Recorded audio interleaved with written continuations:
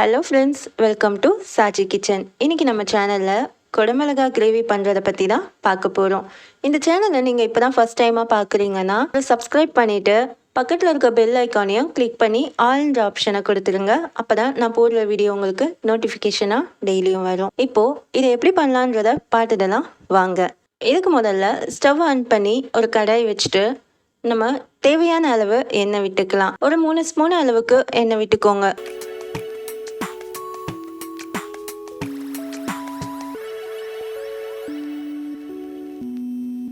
எண்ணெய் சூடான அப்புறமா இதில் ஒரு பெரிய வெங்காயத்தை இது போல் ஸ்கொயர் மாதிரி கட் பண்ணி போட்டுக்கோங்க. நீட்டாக சின்னதாக கட் பண்ண வேண்டாம், இது போல் கட் பண்ணிக்கோங்க. ஒரு 2 குடமிளகாய் எடுத்து அதையும் இந்த மாதிரி பாக்ஸ் மாதிரி ஸ்கொயர் மாதிரி கட் பண்ணி அதையும் வெங்காயத்தோடையே ஆட் பண்ணிக்கோங்க. ரெண்டையும் சேர்த்து கொஞ்சம் வதக்கிக்கோங்க. ரொம்ப வெங்காயம் நமக்கு வதங்க வேண்டாம், கொஞ்சம் கண்ணாடி பதம் வர வரைக்கும் ரெண்டையுமே மிக்ஸ் பண்ணி வதக்கிட்டே இருப்போம்.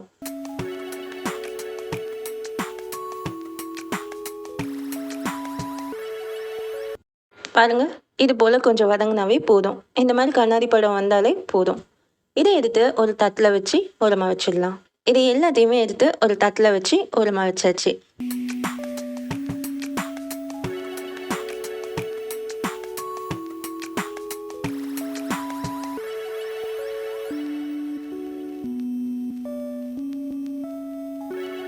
இப்போ அதே கடாயில் அதில் எண்ணெய் நமக்கு இருக்குது. அந்த எண்ணெயிலே இல்லை உங்களுக்கு எண்ணெய் வேணும்னாலும் ஒரு ஸ்பூன் எண்ணெய் விட்டுக்கலாம்.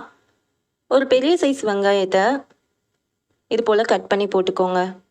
ரொம்ப சின்ன சின்னதாக வேண்டாம், இது போலவே கட் பண்ணிக்கலாம். வெங்காயத்தை கொஞ்சம் நல்லா வதக்கிப்போம்.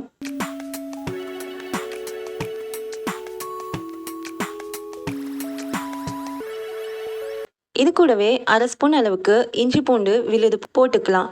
அதையும் சேர்த்து வெங்காயத்தோட நல்லா மிக்ஸ் பண்ணிக்கோங்க. இஞ்சி பூண்டோட பச்சை வாடை போகிற வரைக்கும் நீங்கள் அதை மிக்ஸ் பண்ணி விட்டுக்கோங்க.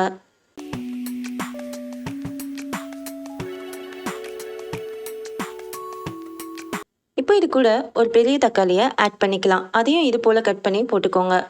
இதெல்லாம் நம்ம அரைக்க தான் போகிறோம், அதனால் நம்ம சின்ன சின்னதாக கட் பண்ணணும்னு வேண்டாம், இந்த சைஸ்லேயே கட் பண்ணிக்கோங்க. தக்காளி கொஞ்சம் சாஃப்ட் ஆகுற வரைக்கும் நம்ம வதக்கி எடுத்துப்போம்.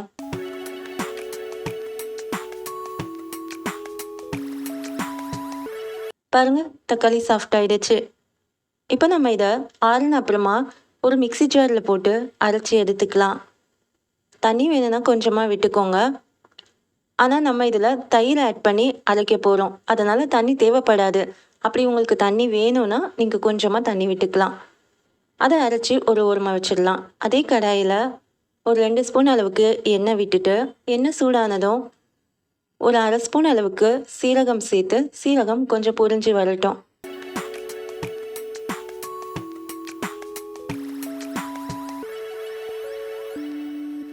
சீரகம் கொஞ்சம் பொரிஞ்சு வந்ததுமே ஒரு பெரிய சைஸ் வெங்காயத்தை சின்ன சின்னதாக நறுக்கி எடுத்து அதையும் இதில் ஆட் பண்ணிக்கோங்க. வெங்காயம் கொஞ்சம் வதங்குற அளவுக்கு அதை வதக்கிப்போம். இது கூட தேவையான அளவு உப்பு ஆட் பண்ணிக்கோங்க. அதையும் சேர்த்து வெங்காயத்தோட மிக்ஸ் பண்ணிக்கோங்க. உப்பு ஆட் பண்ணால் சீக்கிரமாகவே வதங்கிடும்.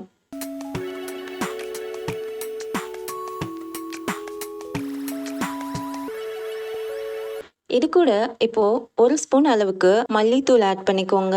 ஒரு 1/4 ஸ்பூன் அளவுக்கு மஞ்சத்தூள் ஆட் பண்ணிக்கோங்க.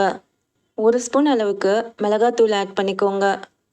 இதையும் சேர்த்து நல்லா மிக்ஸ் பண்ணிக்கோங்க. இந்த மசாலாவோட பச்சை வாடெல்லாம் போகிற வரைக்கும் கொஞ்சம் மிக்ஸ் பண்ணி விட்டுக்கோங்க.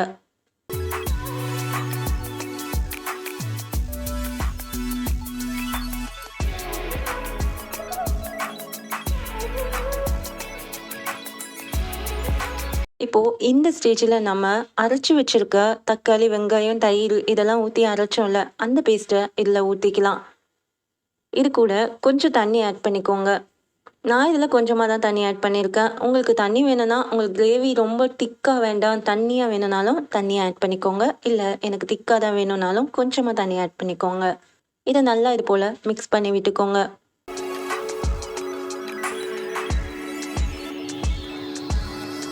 இது கொஞ்சம் கொதிச்சு வரட்டும். இந்த மாதிரி இது கொதிச்சு வரும்போது நம்ம வதக்கி வச்சுருந்த குடமிளகா, வெங்காயம் இது ரெண்டையுமே இதில் இப்போ ஆட் பண்ணிக்கலாம்.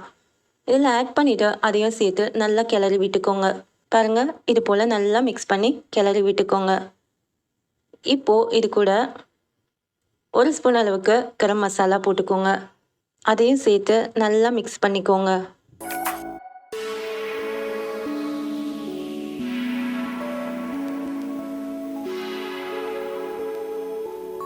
இப்போ இது கூட 1/2 ஸ்பூன் அளவுக்கு மிளகுத்தூள் ஆட் பண்ணிக்கோங்க. கொஞ்சம் கொதிச்சு வரும்போது 1/2 ஸ்பூன் அளவுக்கு மிளகுத்தூள் ஆட் பண்ணிக்கோங்க. இதையும் சேர்த்து நல்லா கிளறி விட்டுக்கோங்க. இந்த கிரேவியை நம்ம பூரி, சப்பாத்தி, இட்லி, தோசை இதுக்கெல்லாம் வச்சு சாப்பிட்டோன்னா ரொம்ப அருமையாக இருக்கும். இந்த மாதிரி குடமிளகாய் கிரேவியை நீங்கள் மறக்காமல் ட்ரை பண்ணி பாருங்கள்.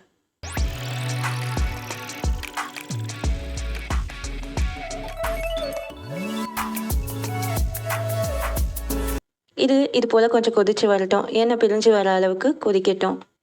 பாருங்கள், கிரேவி நல்லாவே ரெடி ஆயிடுச்சு. உங்களுக்கு தண்ணியாக வேணும்னாலும் கொஞ்சம் தண்ணி ஊற்றிக்கோங்க.